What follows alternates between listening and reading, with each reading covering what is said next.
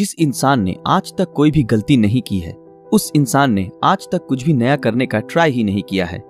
ऐसा ही कुछ मानते थे दुनिया के सबसे महान साइंटिस्ट एल्बर्ट आइंस्टाइन।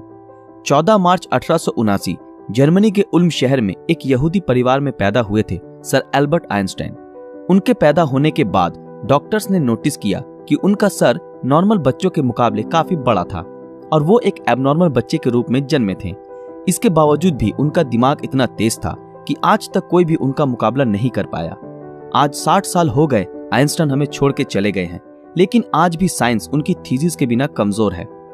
तो यही वजह है कि हर कोई उनके दिमाग के बारे में जानना चाहता है कि आखिर उनके ब्रेन में ऐसा क्या था जो कि उन्हें इस मुकाम तक लेकर आया कि आज उन्हें दुनिया भर में ग्रेटेस्ट साइंटिस्ट के नाम से जाना जाता है। क्या उनके ब्रेन में कोई सुपरनैचुरल पार्ट्स थी? तो आज हम इस वीडियो में इसी विषय के ऊपर चर्चा करेंगे। दरअसल जब एल्बर्ट आइंस्टाइन का जन्म हुआ था तब उनका सर किसी भी नॉर्मल बच्चे से ज्यादा बड़ा था। नॉर्मली बच्चे 1 या 2 साल की उम्र में बात करना सीख जाते हैं, लेकिन आइंस्टाइन 4 साल की उम्र तक बिल्कुल भी बात नहीं कर पाते थे। मगर एक दिन जब वो अपने माता पिता के साथ रात के खाने पर बैठे थे तो अचानक आइंस्टाइन ने कहा, सूप बहुत ही गर्म है। अपने बेटे को इस तरह एकदम साफ बोलता सुन उनके पेरेंट्स हैरान हो गए और खुश भी हुए। लेकिन बाद में जब उनसे पूछा गया कि अब तक तुम क्यों कुछ नहीं बोलते थे, तो आइंस्टाइन ने अजीब से जवाब दिया कि अब तक तो सब कुछ सही था। आइंस्टाइन के जीवन से जुड़े अजीबोगरीब किस्से यही नहीं रुके, बल्कि उनके बड़े होने पर भी उनकी कई ऐसी आदतें थी जिनके बारे में सुनकर हर कोई हैरान रह जाता है।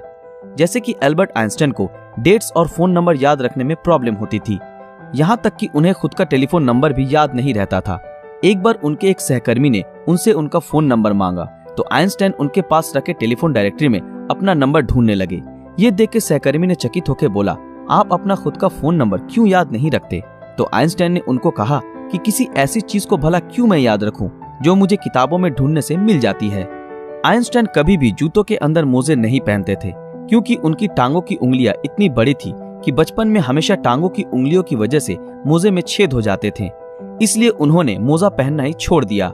यहाँ तक कि वो अपने जूतों के फीते भी दूसरों से बंधवाते थे, क्योंकि उन्हें जूते के फीते बांधना भी नहीं आता था।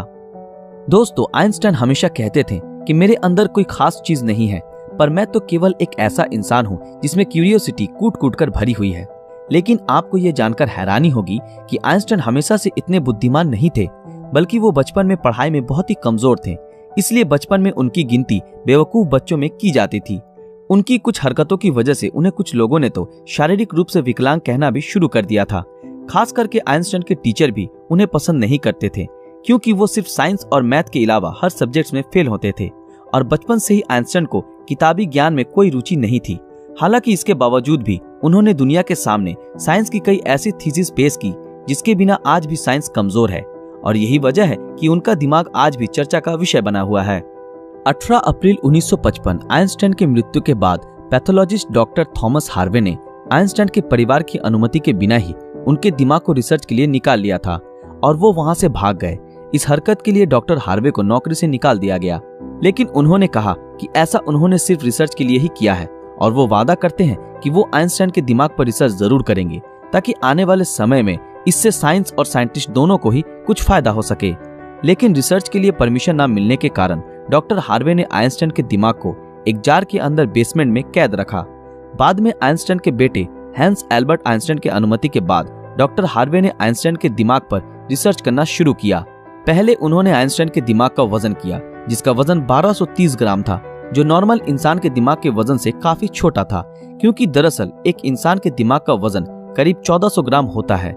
इसके बाद डॉक्टर हार्वे ने आइंस्टाइन के ब्रेन को 240 भागों से टुकड़े किए और उन टुकड़ों को दुनिया भर के मशहूर रिसर्चर्स के पास भेज दिया ताकि वो अच्छे से देख सके कि आखिर आइंस्टाइन के दिमाग में ऐसा क्या था जो बाकी आम इंसानों में नहीं था। और उसके बाद डॉक्टर हार्वे ने आइंस्टाइन के ब्रेन टिश्यूज के 1000 माइक्रोस्कोपिक स्लाइड्स बनाए, जिससे आइंस्टाइन के दिमाग की अच्छी तरह से जांच हो सके। रिसर्च के दौरान ये पाया गया कि आइंस्टाइन के ब्रेन में आम इंसानों से ज्यादा सेल्स थी। आइंस्टाइन के दिमाग का सेरिब्रल कॉर्टेक्स नाम का हिस्सा एक आम इंसान के दिमाग के मुकाबले काफी अलग था। दरअसल ये सेरिब्रल कॉर्टेक्स दिमाग का एक जरूरी हिस्सा होता है जो सबसे जटिल दिमागी प्रोसेस के लिए मेन फैक्टर होता है, और यही ऐसा हिस्सा होता है जो अजीबोगरीब तरीकों से विकसित होता है। और साइंटिस्टों का मानना है कि यही वजह थी कि उनका दिमाग बहुत ही असाधारण सोचता था। जब साइंटिस्टों ने आइंस्टाइन के ब्रेन को फर्दर एग्जामिन करना शुरू किया तो वो बिल्कुल हैरान रह गए कि उनके ब्रेन में रिंकल पैरिएटल ओपेरिकुलम मिसिंग है, जिसके कारण उनके ब्रेन की पैरिएटल लोब का साइज नॉर्मल ब्रेन से 20% ज्यादा बड़ा था। साइंटिस्टों का कहना है कि यही वजह है कि आइंस्टाइन की मैथमेटिकल स्किल और चीजों को इमेजिन करने की पावर नॉर्मल ब्रेन से ज्यादा थी और उनके दिमाग में न्यूरॉन्स की डेंसिटी 17% ज्यादा थी, जिस वजह से आइंस्टाइन को ज्यादा ब्रेन पार्ट मिलती थी। साइंटिस्ट के मुताबिक इसी वजह से आइंस्टाइन का कंसंट्रेशन और दूरदर्शिता औरों से कई ज्यादा था। साइंटिस्ट कहते हैं कि आइंस्टाइन के ब्रेन में ज्यादा फोल्ड थी, जो उनकी इंटेलिजेंसी का और एक कारण था। आइंस्टाइन का दिमाग 46 टुकड़े के रूप में अमेरिका के फिलाडेल्फिया शहर के मटर म्यूजियम में प्रिजर्व किया गया है। दोस्तों, आज साइंस ने कितनी तरक्की कर ली है, लेकिन इसके बावजूद आज भी आइंस्टाइन के दिमाग और इंटेलिजेंसी एक पहेली बनी हुई है। लेकिन साइंटिस्टों को आशा है कि फ्यूचर में किसी बेहतरीन टेक्निक के जरिए आइंस्टाइन के दिमाग को और भी बेहतर तरीके से जानने में कामयाबी हासिल होगी। डॉक्टर थॉमस ने आइंस्टाइन के दिमाग के साथ जो कुछ भी किया, क्या वो सही था या गलत? इस बारे में आपकी राय हमें कमेंट में जरूर बताएं। दोस्तों, आज के लिए बस इतना ही। आशा करते हैं आप लोगों को ये वीडियो पसंद आया होगा। तो फिर मिलेंगे अगले वीडियो में ऐसे ही किसी मजेदार विषय के साथ। अगर आप ऐसे ही और वीडियो देखना चाहते हो तो हमारे इस चैनल को सब्सक्राइब करके बेल आइकन ऑन कर दें, ताकि जब भी कोई नया वीडियो आए आप तक नोटिफिकेशन पहुंच जाए।